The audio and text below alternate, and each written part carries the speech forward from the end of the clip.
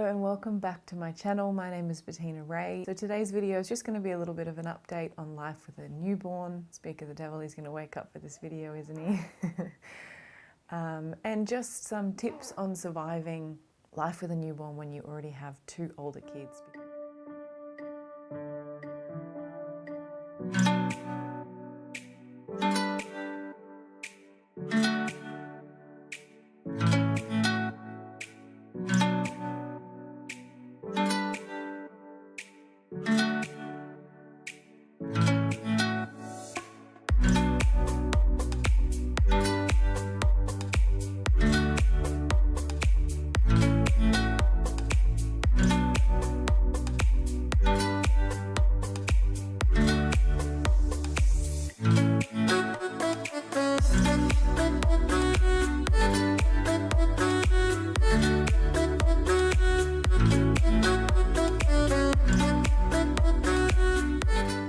If you are brand new here, welcome. If you've been around for a while, welcome back. If you haven't already subscribed to my channel, I share yoga for fertility and pregnancy and birth and early motherhood and yoga with baby. So maybe consider subscribing if that's something that you like.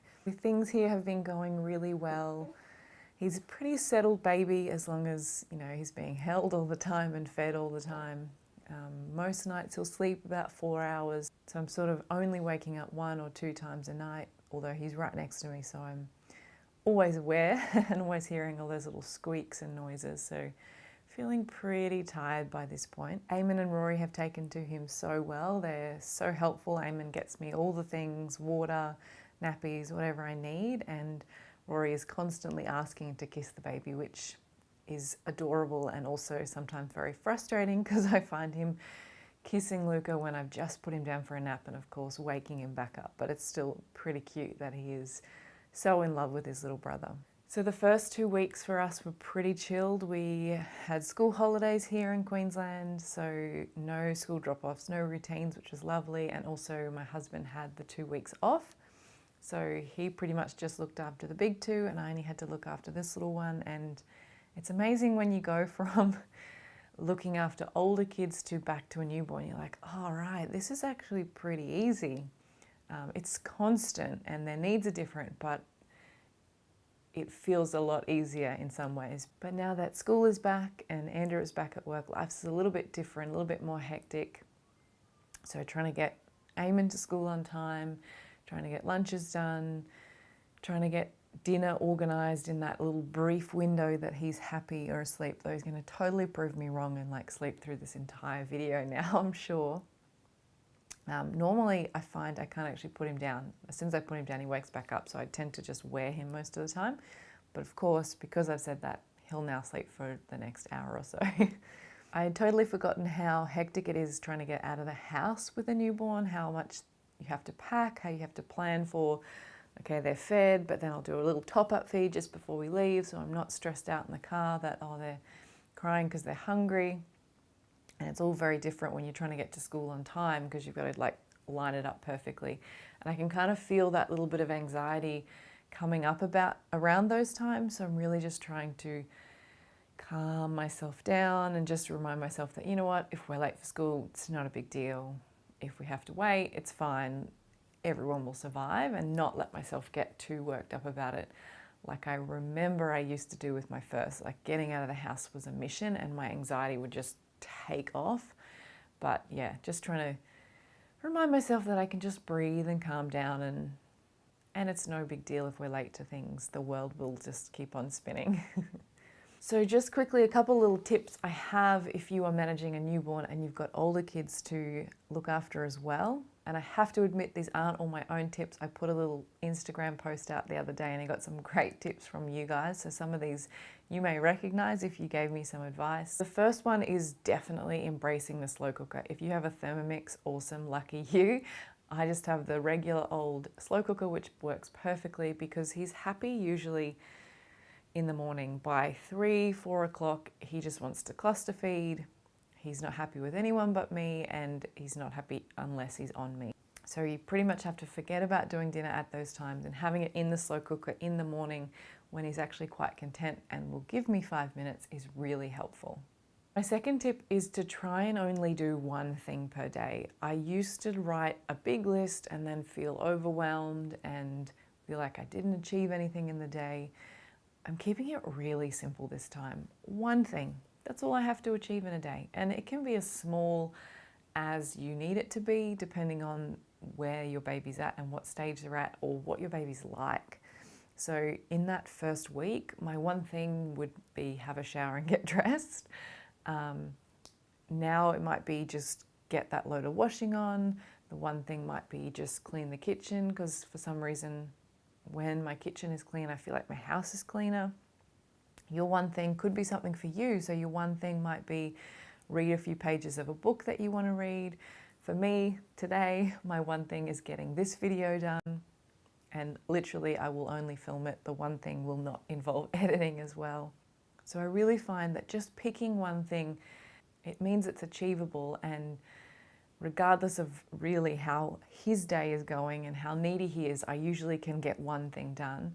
And I sort of feel like, I had a productive day, even if all I did that day was that one thing. And usually I get a few more things done, but just ticking off that one thing feels really good. So make your expectations so much smaller so you can feel that sense of achievement and feel like, yes, I achieved something today. So my third tip for newborn life, when you have two or more or one older child, is really just embracing that mess.